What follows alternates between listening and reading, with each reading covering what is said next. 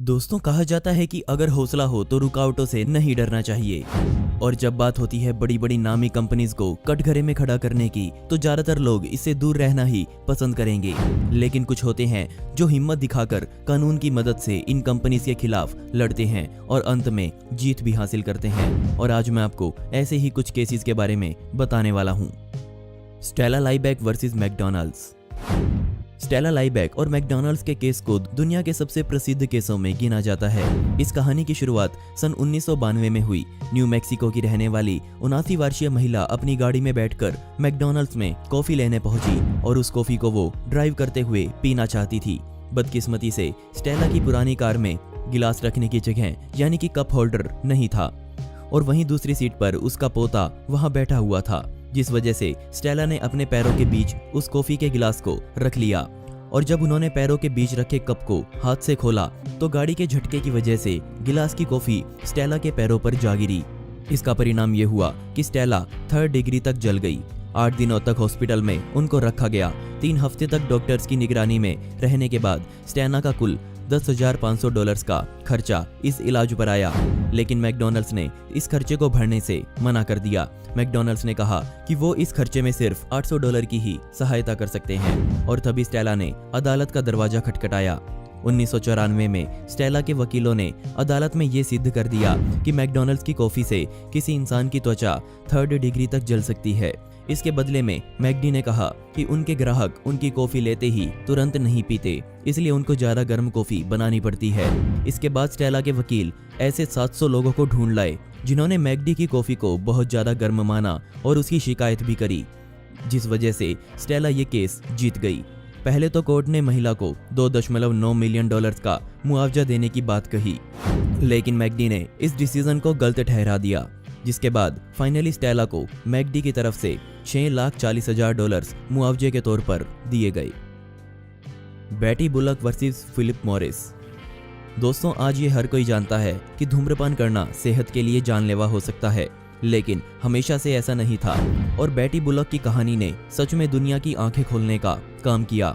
बेटी ने 17 साल की उम्र में सिगरेट पीना शुरू किया और उसके 45 साल बाद उसके फेफड़ों में कैंसर पाया गया और ये बीमारी उसके पूरे शरीर में धीरे धीरे फैलती जा रही थी।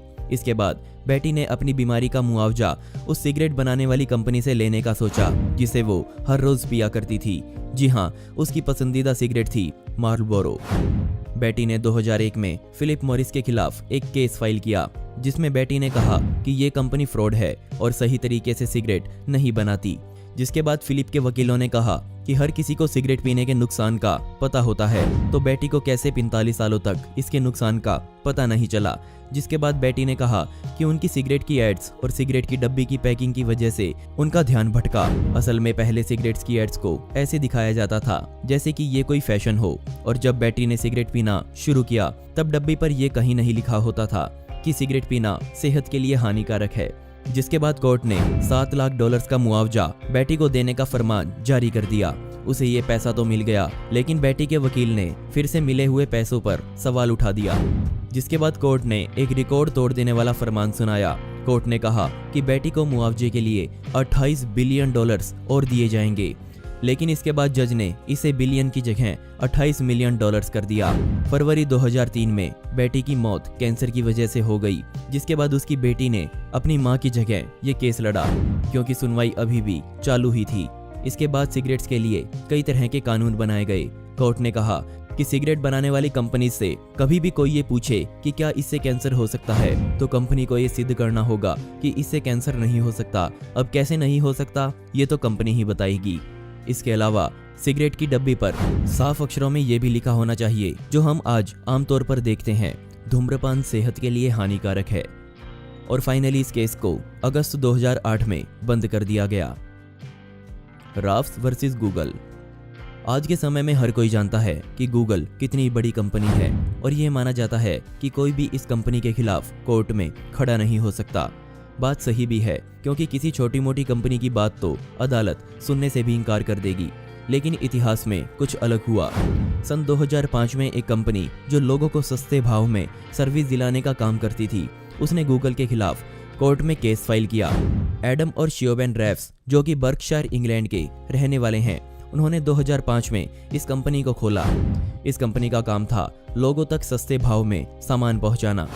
किस्मत से ये कंपनी लोगों को पसंद आई और लोग इसे गूगल पर सर्च करने लगे, लेकिन गूगल ने इस कंपनी के सर्च रिजल्ट्स को अपने सर्च इंजन में डाउन कर दिया, ऐसा कंपनी के मालिक ने कहा।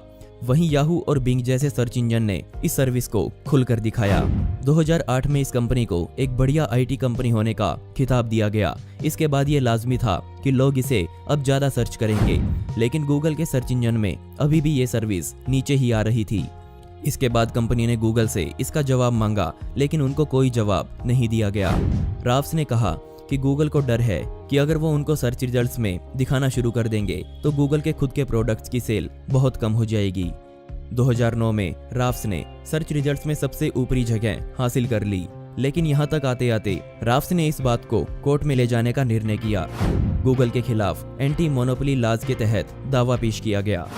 वहीं गूगल की तरफ से अधिकारियों ने सारी बात कोर्ट के समक्ष रखी और कहा कि इस कंपनी के पास खुद का कोई ओरिजिनल कंटेंट नहीं है। लेकिन वहीं राफ्स ने भी ये बोल दिया कि ऐसे तो गूगल के पास भी खुद का कोई ओरिजिनल कंटेंट नहीं है। राफ्स को माइक्रोसॉफ्ट, ट्रिप एडवाइजर, एक्सपीडिया जैसी बड़ी कंपनीज का सपोर्ट मिला और ये केस पूरे 5 साल तक चला और 2015 में गूगल के खिलाफ कोर्ट ने फैसला सुनाया और गूगल पर $2.7 बिलियन का फाइन लगाया गया। आज तक के इतिहास में दिया गया ये सबसे बड़ा मुआवजा माना जाता है। साथ ही गूगल को 90 दिनों का समय दिया गया कि वो ऐसी सभी कंपनीज के साथ एक समान बर्ताव करे। Austin Spriggs versus property dealer. Washington DC में रहने वाले ऑस्टिन स्प्रिग्स एक छोटे से घर के मालिक हैं और एक समय पर ऑस्टिन अपने घर को बेचकर बहुत मोटी रकम कमा सकते थे, लेकिन उन्होंने इसे बेचा नहीं।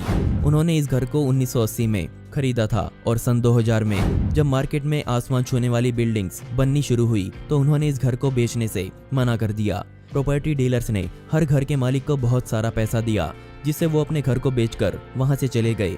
हर कोई पैसा लेकर वहां से चला भी गया, सिवाय ऑस्टिन स्प्रिग्स के। उनको इस घर के $3 मिलियन तक देने की बात कही गई, लेकिन वो नहीं माने। असल में स्प्रिग्स अपने इस घर को एक पिज्जा पार्लर बनाना चाहते थे। वो तो इस घर में रहते भी नहीं थे और जब वो नहीं माने तो डीलर्स को अपना प्लान बदलना पड़ा। इस घर के चारों ओर बड़ी बड़ी बिल्डिंग्स बना दी गई, लेकिन आज भी वो घर ऐसे ही खड़ा है। वहाँ आज तक ना कोई पिज्जा पार्लर खोला गया और ना ही उस घर में बेचा गया। दोस्तों, आपको इनमें से सबसे बढ़िया केस कौन सा लगा मुझे नीचे कमेंट सेक्शन में जरूर बताइएगा। इस वीडियो का पार्ट 2 चाहिए हो तो कमेंट में पार्ट 2 जरूर लिखें। ऐसी ही इंटरेस्टिंग वीडियोस देखने के लिए मिस्टीरियस दुनिया को अभी सब्सक्राइब करें। मिलते हैं अगली वीडियो में। यह वीडियो देखने के लिए धन्यवाद।